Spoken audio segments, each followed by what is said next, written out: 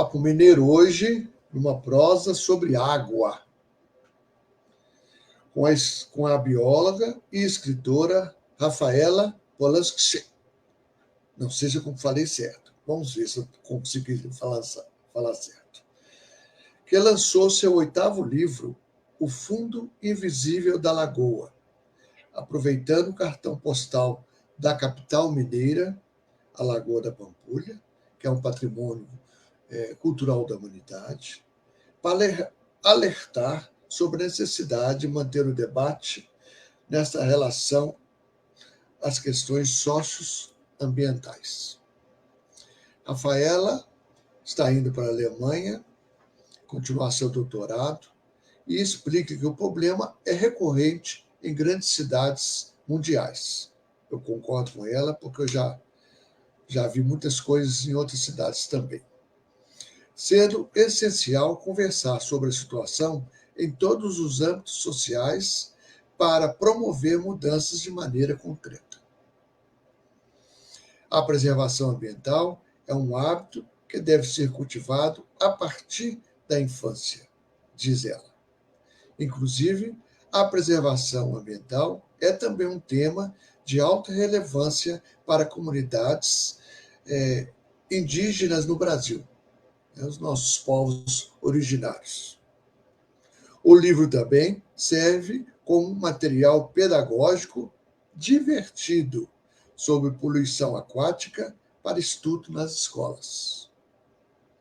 Rafaela publicou seu primeiro livro aos 16 anos, portanto, há 10 anos, dribla sua vida de escritora e neurocientista com estudos em escrita criativa e marketing literário e promove oficinas sobre o tema. Seja bem-vinda, Rafaela. Obrigada, Nani. É um prazer estar aqui no Papo Mineiro, bater um papo com o pessoal. Isso. Nós conhecemos um pouquinho da Rafaela e também das suas batalhas. Porque são batalhas, né, Rafaela? São batalhas que a gente vai promover. No mundo da escrita, são batalhas. Então, a palavra é sua, vamos te ouvir. Onde é que você nasceu? Então, eu sou aqui de BH, né? Mineira, raiz. Mas eu vivi a minha vida quase toda aqui. Mas eu tive uns 4 anos aí que eu morei fora. Ótimo. Você morou onde? Morei na China. Olha só que beleza! A minha infância foi lá. China, Alemanha, Brasil, que maravilha, excelente. Uma mistureba, né? É bom. Que bom. O que você foi fazer na China? Eu não fui fazer nada, meu pai que foi. Meu pai foi. Meu pai, ele foi convidado a trabalhar lá, ele trabalhou 4 anos, e aí a gente foi junto, a gente era criança. Então, minha infância foi lá. É uma cultura diferente. Muito diferente, muito diferente. Eu poderia ficar o dia todo falando. Bom, assim, eu tinha 6 anos quando eu fui, então eu era bem novinha, eu não lembro muita coisa. Mas do que eu lembro, assim, era que eles separavam muito os chineses dos estrangeiros. Né? A convivência ali não era tão grande. Então, era como se a gente, que era estrangeiro, morasse num mundo completamente diferente. A gente tinha os condomínios fechados onde a gente morava, as escolas que a gente podia frequentar e tal. Então, era um mundo separado. Então, eu convivi muito com uma comunidade internacional, que, inclusive, né, é nesse contexto que começa a minha história com a escrita. Porque as escolas valorizavam muito a leitura e a escrita. E eu tinha, com 8 anos de idade, eu tive oficinas de escrita criativa. E a gente chegou a escrever 2 livrinhos ali na escola mesmo. Contando historinhas, tipo, com base no que a gente aprendia nas oficinas de escrita. E também com a ajuda dos alunos do ensino médio, né? Porque a gente era ali novinho no ensino fundamental, né? Então, os alunos do ensino médio também ajudavam a corrigir o texto. Então, era uma coisa que envolvia a escola toda, essa questão da escrita criativa e da literatura. Então, tinha também, inclusive, programas de a gente que estava no ensino fundamental, a gente ia nas salas de quem estava ali nos primeiros períodos, né, que ainda não sabia ler, a gente lia livros, cada um tinha seu companheiro de leitura, a gente lia livros para eles. Então, essa cultura ali da literatura, eu acho que começou a fomentar essa coisa, né, da literatura, foi ali, né, com esse incentivo que eles têm massivo de colocar os alunos para lerem e produzirem, né, suas próprias histórias. Não tem dúvida, né? Mas é sempre bom, né? É sempre diferente. Sim. É sempre um aprendizado, né? E aí sempre você voltou para o Brasil com 10 anos. Voltei com 10 anos. Voltou para Belo Horizonte mesmo? Para Belo Horizonte. Hoje você falou essa questão de 20 anos atrás, realmente a China era uma coisa. Hoje a China já mudou bastante, né? Já mudou bastante. Sou curiosa para voltar para lá e ver como que tá. Já mudou bastante, tem amigos que trabalham lá, já mudou bastante essa questão, que ela entendeu que ela também faz parte do mundo, né? Sim. Então, isso é importante. Então, na hora que você voltar, você vai ver outra China. Com certeza. Né? Isso. E aí, como é que você voltou para Belo Horizonte? Como é que foi que você caminhou para essa questão, então, de escrever um livro? Que não é fácil. Não é fácil. Não, e o engraçado é que eu voltei, como eu estudei numa escola internacional, tudo lá era inglês. Então, a minha língua principal, para mim, era em inglês. E eu tive que me readaptar, porque aqui na escola, tudo em português, né? E eu era péssima em português. E eu precisei de muito apoio, né? De professores que vinham em casa me ajudar com as tarefas de casa, porque eu tinha muita dificuldade de interpretação em português. E aí, do nada, quando você vê, 3 anos depois, né, com 13 anos, eu comecei a escrever um livro em português. Então, né, eu acho que foi um pouco de superação aí, porque inclusive, eu tive um bloqueio quando eu voltei para o Brasil. Eu gostava muito de ler lá na China, mas quando eu voltei para o Brasil, os livros em português, eu tive um bloqueio que eu não conseguia ler. Então, eu custei a retomar esse hábito de leitura. Mas eu fui retomando, fui meio que reaprendendo, né, a gostar de ler. E nisso a escrita veio junto. Então, com 13 anos que eu comecei a escrever o meu primeiro livro, que eu publiquei depois ali aos 16, né, que é O Rei Perdido. E eu acho que, assim, o apoio de professores foi essencial, né, porque a gente é inseguro quando é jovem. Então, a gente trazer uma coisa para o professor ler, ele valorizar aquilo, né, dar a opinião dele, ajudar, te encaminhar para algum lugar, o que fazer, né, você quer publicar? Sugiro, procura essa pessoa, né, então esse apoio faz muita diferença. Então eu acho que muita sorte, né, de ter tido esse apoio, né, porque nem sempre os professores encaminham os alunos para uma profissão tão diferente, né, como ser escritor. Então, eu acho que eu tive muita sorte de ter professores que me apoiaram aí nessa jornada. Muito bem, isso é importante. Qual era o assunto do primeiro livro? É também de fantasia. O Rei Perdido, ele se passa no mundo mágico, onde um ditador, ele é tão cruel que ele até é apelidado de Lorde Perversos. Ele tem ali magia das trevas, aí os deuses desse universo desapareceram, então a população está meio desolada, né?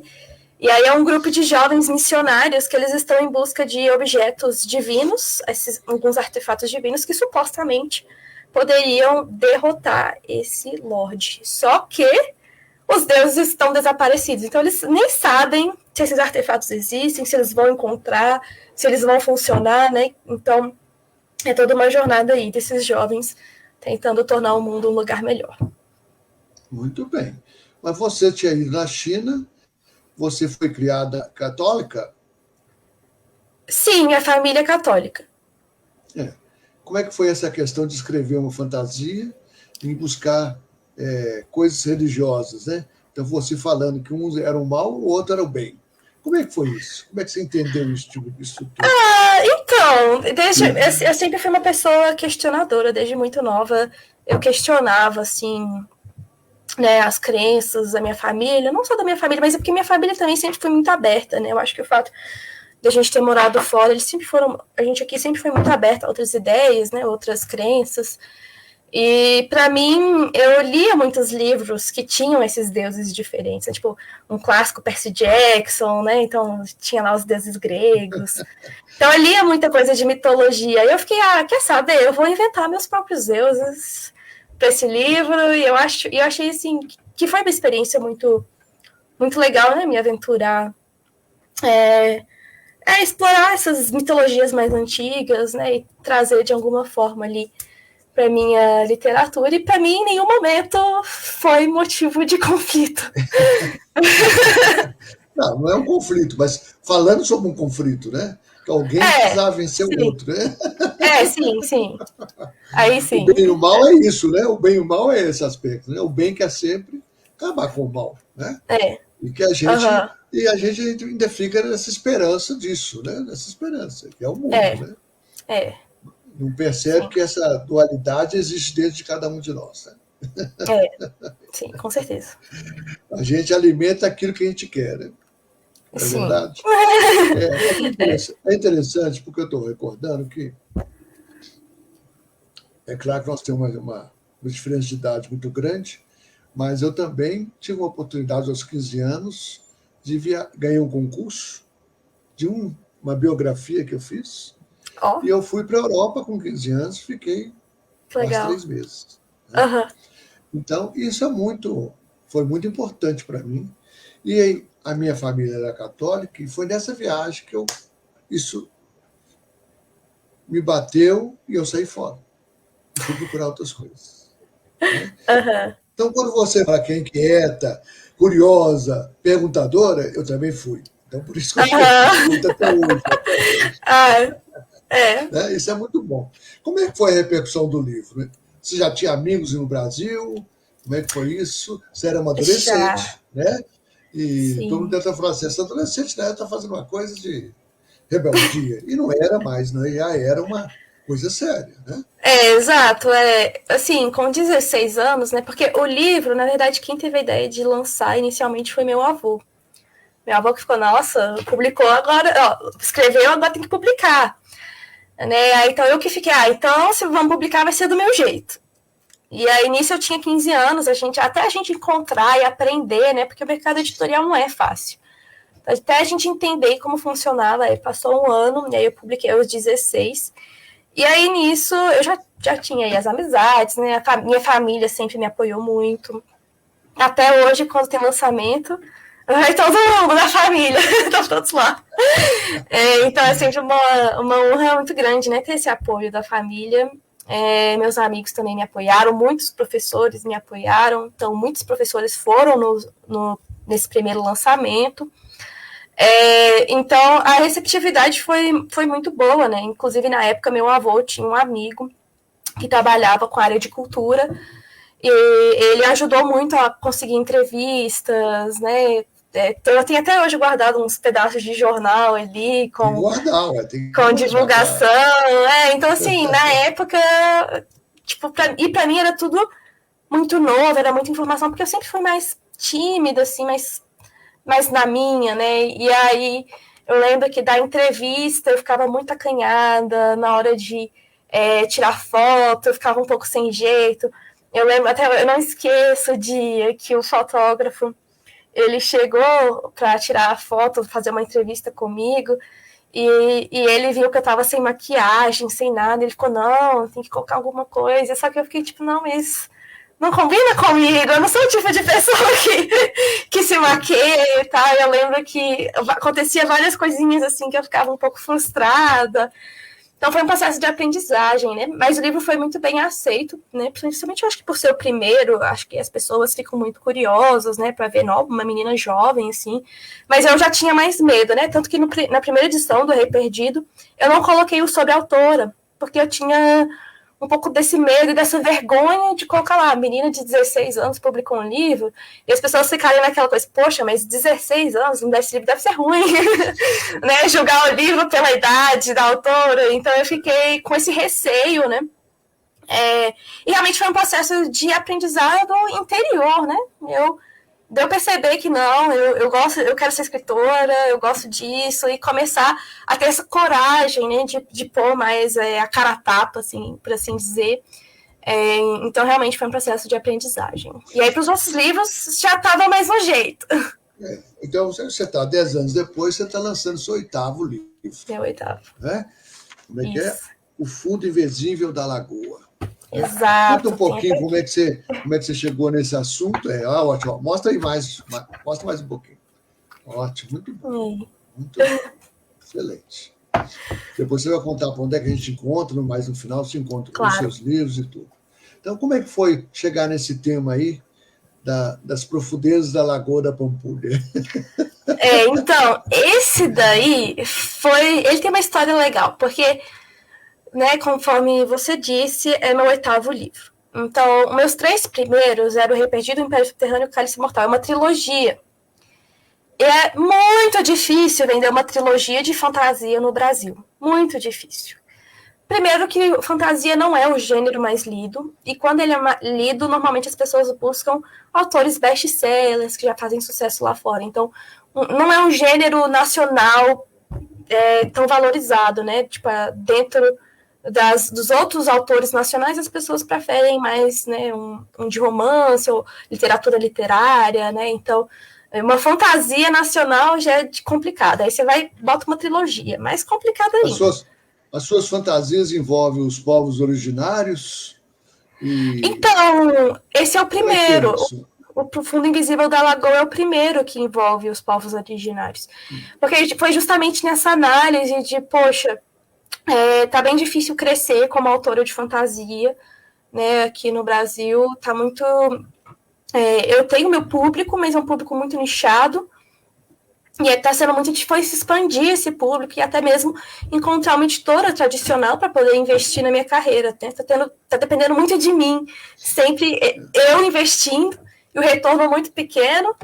Né? Então, aí eu vim com a ideia para o Fundo Invisível da Lagoa de realmente valorizar o nosso país.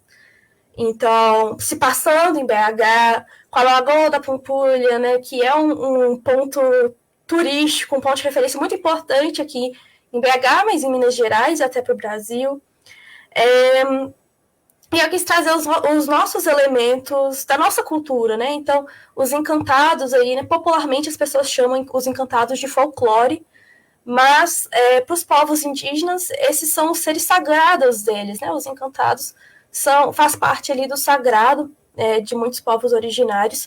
Então, eu não quis trazer essas narrativas apenas como uma historinha, né? Uma coisa de ficção, e eu quis trazer para o livro como sendo algo que é importante, né, para essas culturas, né? Então, eu quis realmente valorizar esses encantados. Eu trouxe principalmente a Mãe d'Água, que é a que mora ali na Lagoa da Pampulha, e ela está sofrendo com a poluição. Mas também surgem alguns outros, por exemplo, a Caipora, né, que é mais popularmente conhecida como tem a ver com Curupira, né, tem esse paralelo, mas ao mesmo tempo não é, porque Curupira está presente para algumas comunidades, enquanto a Caipora está prevalente, né, para outras. Então, eu tive esse trabalho, né, de tentar entender, porque não é fácil, né? A gente tem mais de 300 etnias né, de indígenas, né, aqui no nosso território, e cada um tem sua crença. Então, você tem que saber ter o cuidado, né, de não me sair misturando as coisas, porque aí vai perde a essência, né, do que é aquele encantado. Então, por isso que no meu livro eu trouxe como base dos povos cariris, porque eles têm essa crença na Mãe d'Água, na Caipora, então ia fazer sentido dentro do contexto do meu livro. E aí eu busquei valorizar, né, nossas brasilidades, ainda mais que o tema da história, por ser preservação da água, quando a gente traz os povos originários, é aí que faz todo sentido ainda, né, porque eles são essenciais na preservação do meio ambiente aqui no Brasil, né? Não tem como separar as duas coisas aqui no Brasil. Quando a gente fala de preservação ambiental, a gente invariavelmente também está falando de preservação das culturas indígenas e dessa cultura de conviver com o ambiente, em equilíbrio com o nosso ambiente, né? Isso foi muito interessante, isso, né? Se unir e trazer também para próprias crianças uma coisa palpável, real, que é a Lagoa da Pampulha. Exato. Né? Então, isso fica mais real para a reflexão que você busca, né? Exato. Da importância da preservação aquática. Né? Exatamente. E é por isso que quando veio essa ideia, né, eu percebi que, olha, tá difícil atingir o público trazendo uma fantasia muito em outros mundos, né, muito longe da gente. Deixa eu trazer essa discussão para perto, né? Então, justamente colocando em BH, trazendo os nossos povos originários, essas culturas, né, dos encantados. Então, eu trouxe para mais perto da gente. Isso, muito bem. Então, você contou dos 3, que era uma trilogia mais fantasiosa. Está contando Isso. desse agora, que está chegando, que é sobre uma questão real. E bate o olho, a gente vê. Né? Não está escondida, não está escondida, né? Não está escondida. A gente não está escondida e a gente que às vezes finge que não está vendo. Né? A gente faz uma negação aí dessa questão. Então é muito importante. E os outros 4? No meio dos 3 e desse último? Pois é, entre né, os primeiros 3 e esse último, era muito eu tentando conquistar o público, né, tentando entender o público da fantasia nacional.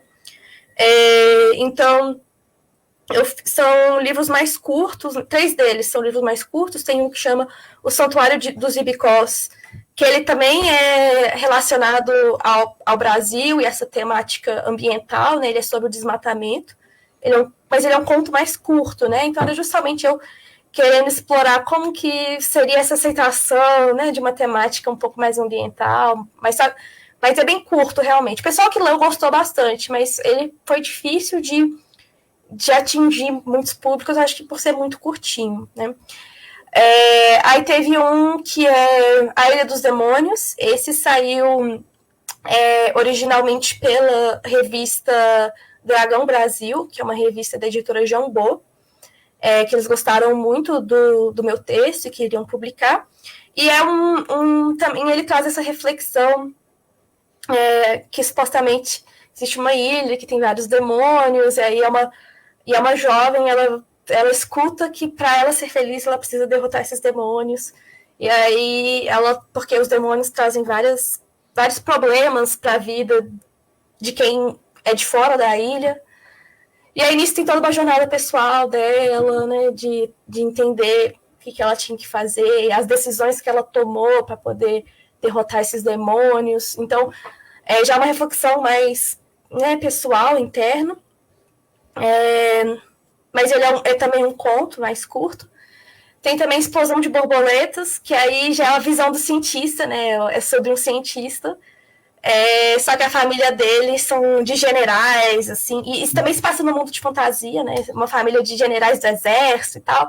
Quer que ele seja um grande guerreiro. E ele, tipo, não, eu quero ser inventor, quero ser pesquisador. Então, essa batalha, né, da pessoa versus família, né, das vontades, de seguir os sonhos, né? Então, aí ele é uma novela. E aí, nesses 3, era eu justamente tentando entender que fazendo textos mais curtos para que eu pudesse ganhar leitores, os leitores pudessem ler e conhecer a minha escrita de forma rápida, sem ter que esperar por continuações e tal. E aí teve um que eu lancei no final do ano passado, que é o Uivo de Gelo, que é o primeiro de uma duologia. É porque eu não consigo fugir do fantástico de outros mundos, né? Não tem que fugir, não tem que fugir. Não tem que fugir, concordo. E aí o Uivo de Gelo também é muito essa relação, né, pessoal, entre os desejos nossos versus os desejos da família, mas num contexto de mundo de fadas, uma guerra entre reinos e tal. que aí também apelando que está muito na moda, né? Pelo menos da fantasia estrangeira, essa questão dos reinos, das fadas, não sei o quê, da heroína, né? Que vai tentar intermediar esse conflito. Então, É verdade. exato, aí eu fiz algo nessa linha também. Mas o Fundo Invisível da Lagoa ele surgiu justamente porque eu vi que tinha esse nicho, né? De fazer uma fantasia no Brasil. E a ideia dele surgiu, já tem aí uns 2 anos, e eu apliquei para a Lei de Municipal de Incentivo à Cultura ano passado, né? Mas leva aí um tempo para aprovar e tudo. Mas aí saiu, deu tudo certo, e aí virou aí um 8º livro, e eu experimentando uma coisa nova, né? Uma coisa fora da caixinha que eu normalmente escrevo. E eu gostei bastante, inclusive os próximos livros que eu já comecei a trabalhar também já vão está começando a explorar. trabalhar, né? Já começou, não Tem um pode que eu já falar, né? terminei. Tem um que eu já terminei. Mas os Não terminou próximos. nada. Não terminou nada. Você está começando, né? Tem pelo menos mais uns 50 ou 60 anos para escrever, né? Tem Agora, muito como é que vai tempo. Vai sair ficar? muito livro. Você tá indo para a Alemanha para o doutorado, né? Para dar continuação ao seu doutorado. Você é Isso. bióloga. Como é que chama? Como é que vai ser a sua tese? Em quê? Então, eu comecei.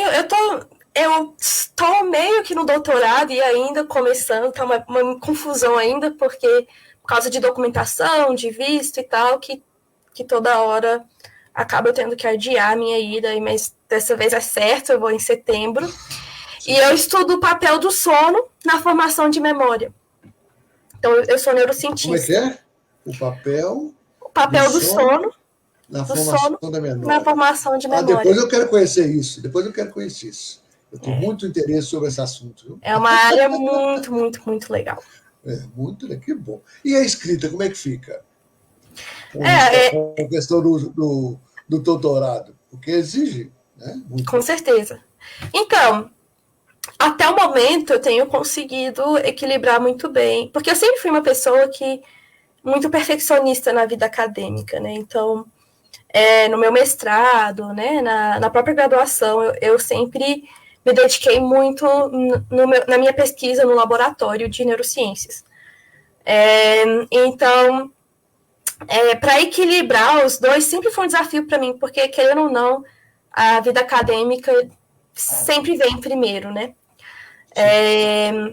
Mas eu consigo encontrar tempos para escrever, principalmente dependendo da fase que eu tô, né? Por exemplo, Explosão de Borboletas, eu escrevi durante o meu mestrado. E eu escrevi muito porque enquanto eu estava coletando dados, às vezes eu tinha que ficar esperando 1 hora, 2 horas ali, só monitorando, né, o que estava acontecendo. Mas eu estou ali esperando, né? Estou esperando, é um esperar ativo, porque eu tenho que prestar atenção, mas ao mesmo tempo dá para eu ir desenvolvendo um pouquinho, escrever um pouquinho. Então é muito de entender que, por mais que a escrita acabe entrando, né, no segundo plano, ela faz parte. Ela tem que estar ali. Eu sou artista, né? Quem é artista não consegue viver sem a arte. Porque a pessoa engana. A pessoa engana, né? Logo que você fala assim, eu sou artista. A pessoa fala assim, então ela não trabalha? Não, trabalha. Você trabalha com as artes. E as artes são múltiplas. Né? As artes são múltiplas, com certeza. Né? E aí a gente sempre, quem é artista sempre vai encontrar um momento para fazer sua arte, né? Depois do trabalho, à noite, madrugada. E é isso, um jeito, você tem que encontrar o equilíbrio que funciona para você. E entender que nem sempre eu vou conseguir escrever e ser produtiva na escrita, mas tem vezes que eu vou conseguir ser muito produtiva. Consequentemente, você está indo para o doutorado, o seu inglês lá da China sempre ficou presente. Você fala bem, deve falar bem inglês, não é isso? Sim. Eu vou te dar um desafio, né? Tá vendo? Olha a audácia, né? Ai, meu Deus. Quando você fora, você pega os seus 2 últimos livros, que talvez sejam... Traduzir? Os dois últimos, o 7º e o 8º, que eu acho que talvez os temas sejam mais interessantes, você fazer a tradução e você lançar ou em Londres, ou mesmo na Alemanha, Nossa, que né? chique. Já que em inglês, ou então em Nova York também. Uau! Que A gente chique! tem que pensar grande. Gostei, eu gostei. Fazer pequeno, fazer grande, tem o mesmo É tempo, verdade. a mesma energia. Então, você já aproveitar esses dois temas que têm um cunho de preservação da natureza, né? É, Dos objetivos da ONU, né? Os ODS, você conhece, né? sim. Então, você de repente fazer. Não vou falar que você vai É uma fazer ideia. outubro, não. É uma ideia Você muito fazer em boa. 2025, de repente você lança em um lugar, 2026 você lança em outro lugar. Né? Uhum. E aí, quando você voltar, que você lançou livros fora, aí você vai ver a repercussão diferente. Vai ser Esse outra país coisa, né? só gosta de coisa estrangeira. Não olha para o lado, não, porque tem coisas maravilhosas do lado, né? Mas não Tem. olha, né? Fica olhando só que vá sucesso no estrangeiro. É como que é Então, síndrome pensa do nisso, né? vira-lata? Um Como que desafio é? para você. Eu gostei do desafio, gostei. Tá? E com certeza, porque assim, né, meus planos, né, do doutorado lá, como eu sei que vai exigir muito, né, eu já tenho, na verdade, 2 livros prontos, engavetados, né, só esperando ali a oportunidade de publicar. Então, meus planos enquanto eu estou na Alemanha é isso, lançar esses 2 que já estão prontos. E se tiver tempo, é aí, traduzir. É, eu acho Que que tem aí tempo, vai sim. indo.